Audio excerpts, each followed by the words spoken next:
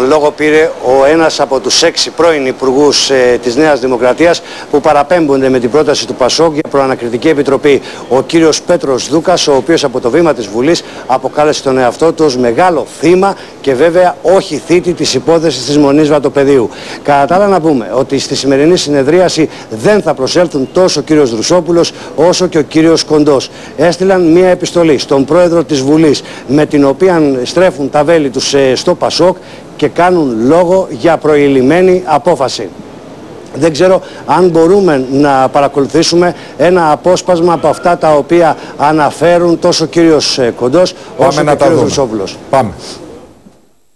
Είναι αυτονόητος ο σεβασμός μου στο Κοινοβούλιο. Πιστεύω όμως βαθύτατα ότι η σημερινή διαδικασία δεν οδηγείται από την αναζήτηση της αλήθειας και την απόδοση της δικαιοσύνης. Φαίνεται ότι βρισκόμαστε μπροστά σε μια ήδη λυμμένη πολιτική απόφαση.